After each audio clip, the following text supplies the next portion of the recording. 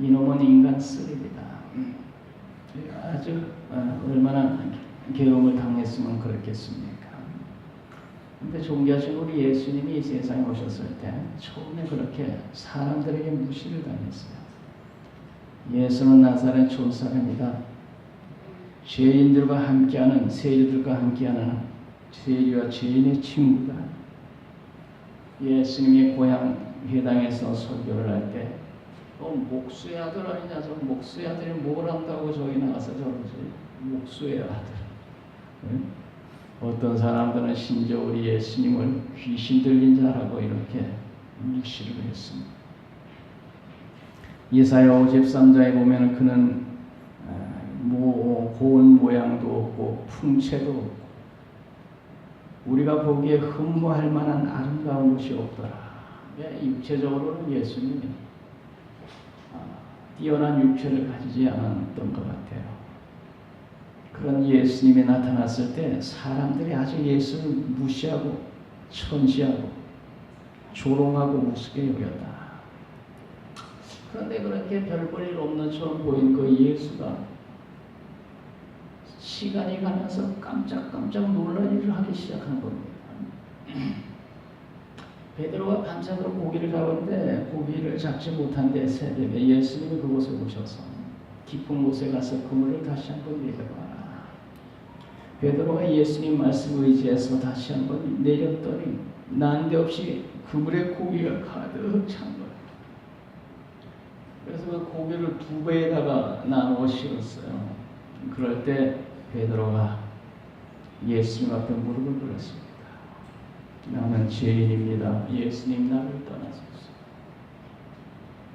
도무지 자기는 밤새도록 해도 한 마리 못 잡았는데 예수님 말씀 의지해서 그물을 내릴 때 갑자기 2배에 넘치는 고기를 잡히는 걸 보고 이분이 보통 분이 아니라는 걸 깨닫고 예수님 앞에 무릎을 꿇었다.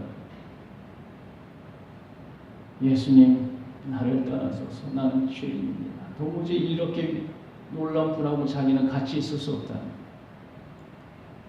어느 날 예수께서 길을 갈 때 12해를 혈루병으로 고생하는 여인이 예수님의 소문을 듣고 예수님께 나와서 그 옷자락을 만졌을 때 12해를 괴롭히던 혈루병이 깨끗이 나왔어요. 의사는 다 찾아가고 요 좋은 약이란 건 다 아무것도 안 났는데 예수님께 찾아와서 예수님 뒤에서 옷자락을 만지는 순간에 그 병이 깨끗이 나왔어요. 그때 그 여인이 깜짝 놀랐어요. 그리고 예수님 앞에 무릎을 꿇었어요. 여자가 자기에게 이루어진 일을 알고 두려워하며 떨며 그 앞에 엎드리더라. 그 앞에 납작 엎드렸어요. 야, 이분이 참으로 놀랍고 위대한 분이구나. 예수께서 어느 날 방에서 계실 때 사람들이 중풍병자를 메고 왔어요. 그런데 밖에 사람들이 많이 몰려 있어서 도무지 예수께로 가까이 갈 수 없을 때 지붕에 올라가서 지붕을 뚫고 중풍병자를 예수님 앞에 내려놓았어요. 그때 예수께서 저들의 믿음을 보시고 일어나 네 상을 가지고 집으로 가라고 명하셨을 때 그 중풍병자가 벌떡 일어나가지고 자기 상을 메고 집으로 돌아갑니다. 그때 거기에 많이 모여있던 사람들이 다 깜짝 놀랐어요. 깜짝 놀라가지고 우리가 도무지 이런 일은 처음 본다. 도대체 이 사람이 누구냐? 이러면서 예수님의 소문이 퍼져나가기 시작하면서 예수님은 점점 별 볼 일 없는 자, 천한 자, 귀신 들린 자, 세리와 죄인의 친구들, 저런 사람들과 어울려 사는 아주 천한 인간, 그렇게 알았는데 예수님이 이런 놀라운 일을 행하시면서 차츰 사람들에게 소문이 퍼져가며 예수란 사람이 보통 사람이 아니구나, 놀라운 사람이 아니구나, 이렇게 인식을 하기 시작한 거예요. 뿐만 아니라 우리 예수님을 처음부터 이분은 놀라운 분이라고 이렇게 인정한 사람들이 있어요. 세례 요한이라고 하는 사람이 그런 사람이었어요. 그런 예수님은 너무너무 위대하셔서 나는 그의 신발끈 풀 자격도 안 될 정도로 예수님은 위대하신 분이다. 나는 그분 앞에 아무것도 아니다. 처음부터 예수님을 위대하게 본 사람이 있어요. 백부장의 하인이 병이 들어서 예수님께 부탁을 했어요. 예수님, 내 하인이 병들어 중풍병으로 누워서 고생하고 있습니다. 예수님 좀 고쳐주세요. 그래, 그러면 너희 집으로 가자. 그때 백부장이 아닙니다. 예수님같이 위대하신 분이 어떻게 우리 집에 오십니까? 나는 감당 못합니다. 여기서 말씀만 해도 나을 줄 믿습니다. 예수님을 아주 지극히 놀라운 분으로 이 백부장이 인정을 했어. 예수님같이 존귀하신 분이 내 집에 오는 걸 나는 감당 못합니다. 여기서 말씀만 해도 나을 줄 믿습니다. 이 예수님을 얼마나 위대하고 존귀한 분으로 여겼는지 몰라. 그런 사람도 있었다면 처음부터. 사도 바울은 교회를 핍박한 사람인데 극적으로 예수를 만난 후에 세상에 예수처럼 귀한 사람이 없구나. 내 주 예수 그리스도를 아는 지식이 가장 고상하다. 나는 앞으로 십자가만 자랑하며 살겠다. 예수를 영접한 사람은 그 속에 보배를 담고 사는 사람들이다. 예수를 영접하고 사는 사람은 그 마음속에 보배를 담고 사는 사람들이다. 할렐루야. 오늘 우리들이 예수 그리스도를 영접하고 사는 우리들은 마음속에 보배, 사도 바울이 그래요. 예수를 영접한 사람은 고린도후서 4장 7절 우리가 이 보배를 질그릇에 가졌으니 예수님을 영접한 그 사람은 마음에 보배를 가지고 사는 사람이에요. 바울은 그렇게 믿었어. 그리고 그 예수 안에 지혜와 지식의 모든 보화가 다 있다. 예수님을 얼마나 귀하게 여긴지 몰라. 몰랐을 때는 교회를 핍박했지만 예수를 만난 후에는 세상에 주 예수보다 귀한 것도 없네. 이 예수님은 나는 자랑하며 평생 살리라. 나는 이 예수님만을 위해서 살 거야. 예수님이 얼마나 좋았으면 평생 예수님을 위해 살다가 예수 때문에 죽었어요. 예수님보다 더 귀한 게 자기 생명보다 더 귀하다고 했어. 우리도 세상 사는 동안 예수님을 지극히 귀하게 여기고 보배로 여기고 우리들이 사십시다. 예수님은 지극히 귀하신 분, 존귀하신 분. 그래서 예수를 만난 사람들은 주 예수보다 참으로 귀한 것이요. 예수를 위해서도 생명도 아끼지 않고 막 투자하고 내놨어요. 그런 순교자가 많이 생겼죠. 예수님은 우리 사람이지만 우리 같은 사람이지만 예수님은 하나님이셨어요. 어느 날 예수님의 제자 빌립이 예수님 하나님 좀 보여주세요 이렇게 얘기를 했어요. 그때 예수께서 나를 본 자는 하나님을 보았거늘 무슨 하나님 또 보여달라 그러느냐. 내가 하나님 안에 있고 하나님이 내 안에 있는 것을 내가 알지 못하느냐. 그것이 믿어지지 않거든 내가 하는 이 일들을 좀 봐라. 일들을 보고 믿어라. 예수님은 죽은 자를 살리고 도무지 인간이 할 수 없는 놀라운 일들을 나타내셨거든요. 나를 본 자는 하나님 아버지를 보았거늘 어찌하여 또 하나님을 보여달라는 거예요. 나를 본 자는 하나님 본 건데. 그냥 믿어지면 내가 행하는 이 일들을 봐라. 일들을 보고 믿어라. 그가 세상에 태어나셨을 때 성경은 아버지의 품속에 있는 독생하신 하나님이 태어났다. 그는 태초에 하나님과 함께 천지를 창조하신 위대하신 하나님, 예수님은 하나님이라니까. 존귀하신 하나님. 예수님이 십자가에 달려 돌아가실 때 지진이 일어나고 하늘이 캄캄해지고 천둥 벼락이 치고 예수님이 십자가에 달려 돌아가실 때 자연의 놀라운 그런 이적들이 일어나는 걸 보면서 하나님하고 전혀 상관이 없는 백부장이 보면서 저 사람이 하나님의 아들이었다. 참으로 저 사람이 하나님의 아들이라는 것이 맞구나. 진실로 하나님의 아들이었다. 마태복음 27장 54절 보면 백부장이라는 이 사람은, 이 백부장은 하나님 믿는 사람이 아니에요. 하나님과 전혀 상관이 없는 사람인데 예수님이 십자가 달려 돌아갈 때 천둥 번개가 치고 지진이 일어나고 하는 걸 보면서 진실로 하나님의 아들이요. 예수님께서 변화산 꼭대기에 올라갔을 때 기도하시는 중에 천사처럼 환하게 밝게 그렇게 변화받으면서 하늘에서 음성이 나기를 이는 내 사랑하는 아들이요. 예수님은 하나님의 아들, 존귀하신 분이 하나님의 아들. 예수님은 하나님이시면서 동시에 하나님의 아들이시요.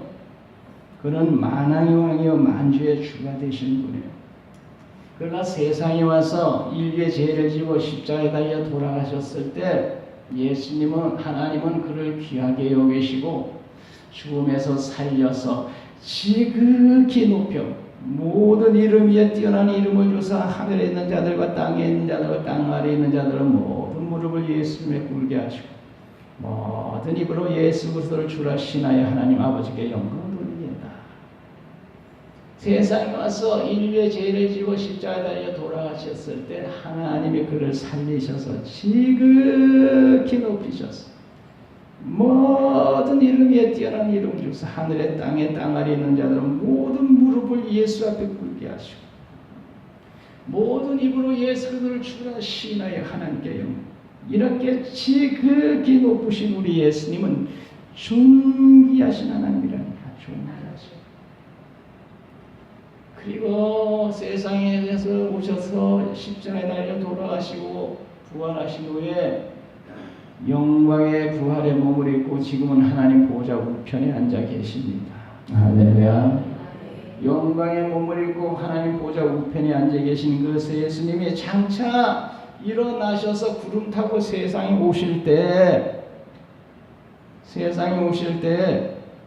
우리가 그를 보게 될 터인데 우리가 그와 같은 줄을 아는 것은 오늘 본문 말씀이 그래요. 영광의 모습으로 오실 텐데 우리가 그와 같을 줄을 아는 것은 그의 참모습 그대로 볼 것을 인합니다. 2절에 보면 그렇게 나타났죠. 2절 우리 다 같이 읽읍시다. 2절 사랑하는 자들아 우리가 지금은 하나님의 자녀라 장래에 어떻게 될지는 아직 나타나지 않았나요. 그가 나타나시면 우리가 그와 같을 줄을 아는 것은 그의 참모습 그대로 볼 것이기 때문이라.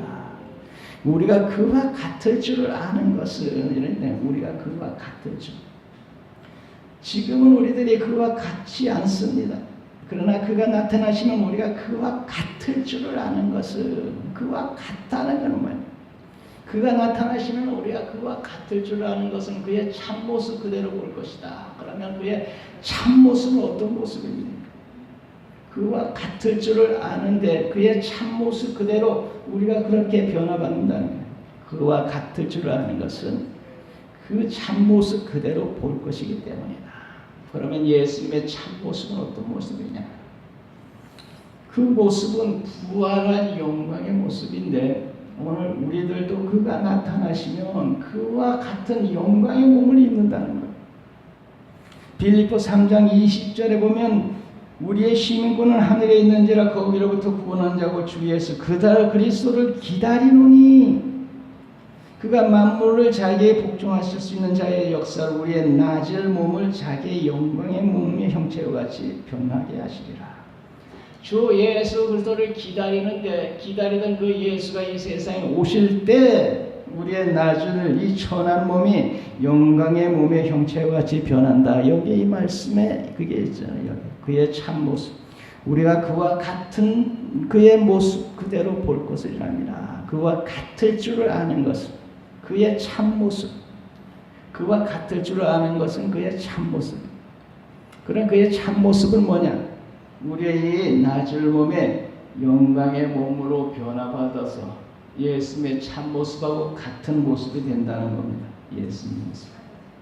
할렐루야. 예수님이 이 세상 오실 때 오늘 예수님의 영광의 몸, 그 모습과 똑같이 우리도 변화받을 줄 믿습니다.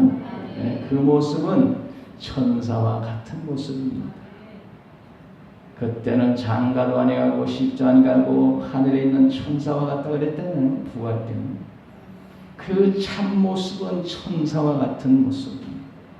그때 영원히 영광스러운 그 몸, 영광스러운 그 몸을 입게 되는 겁니다. 영원히 영광스러운 그 몸은 썩지 아니하고 강한 몸, 신령한 몸, 영광스러운 몸.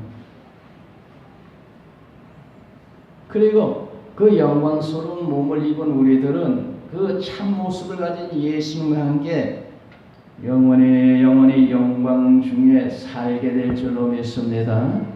그래서 그의 참모습 그대로 볼 것은 이남인데 그의 참모습은 부활하신 영광의 몸인데 그 예수님이 오실 때 우리도 그 영광의 몸으로 변화받아서 영광의 몸을 입으신 예수님과 영광의 몸으로 변화받은 내가 함께 영원히 영광을 누리며 살게 될 줄 믿습니다.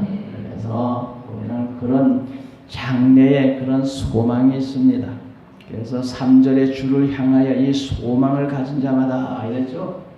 우리는 장래에 영광의 주님이 오시면 영광의 주님처럼 그렇게 변화받고 부활해서 영광의 주님하고 영원히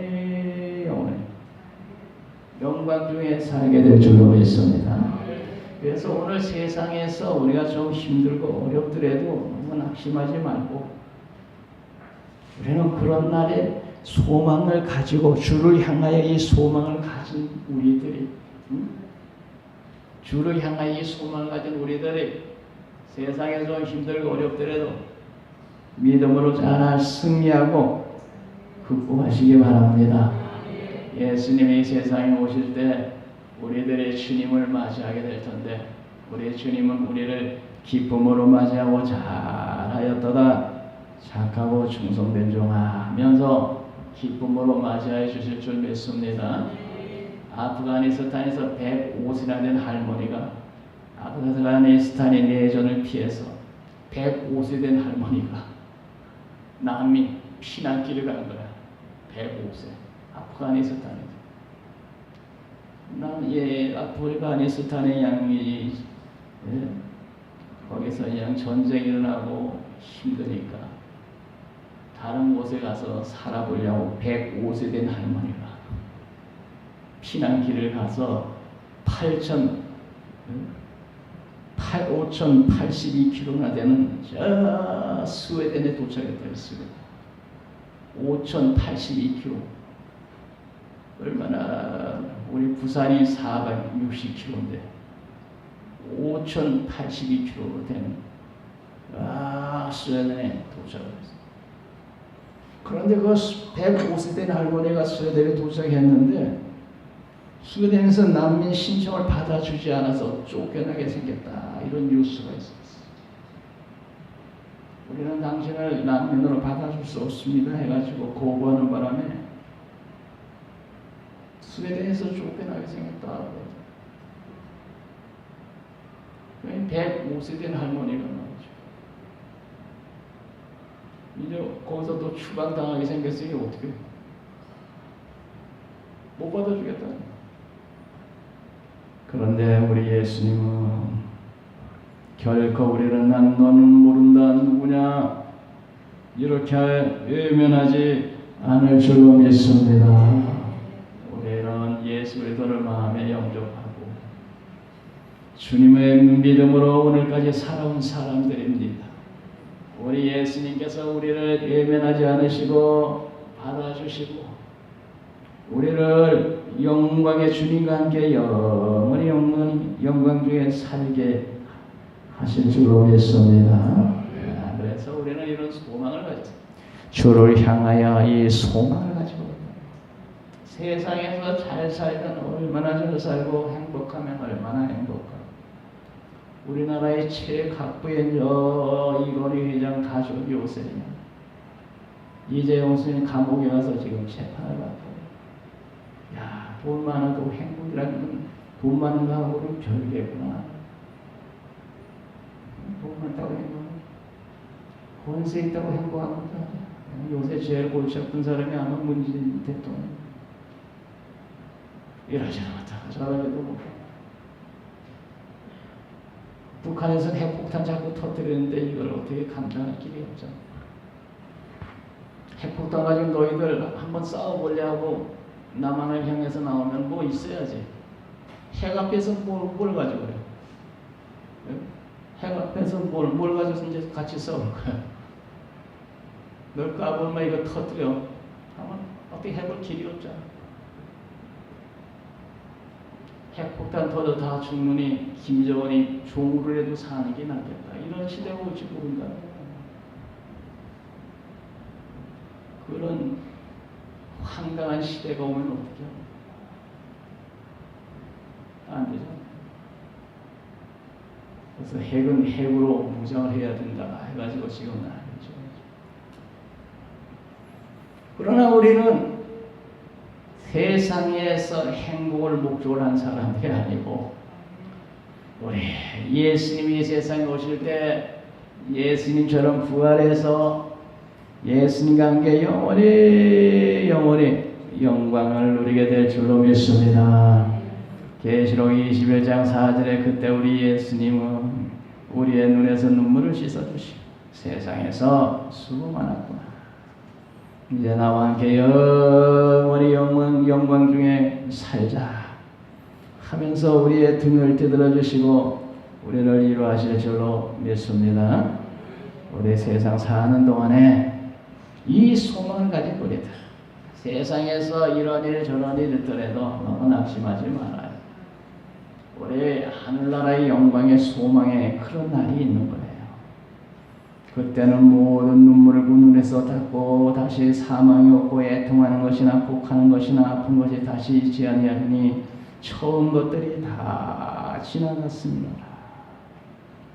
조금만 참고 인내하는 우리에게는 그런 날이 옵니다.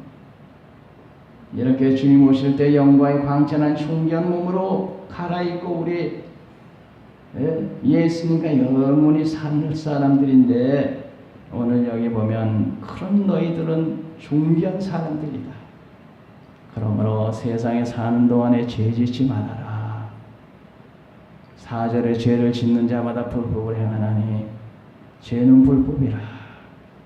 그래서 3절에 주를 향하여 이 소망을 가진 자마다 그의 깨끗하신 것 같이 자기를 깨끗게 하느니라.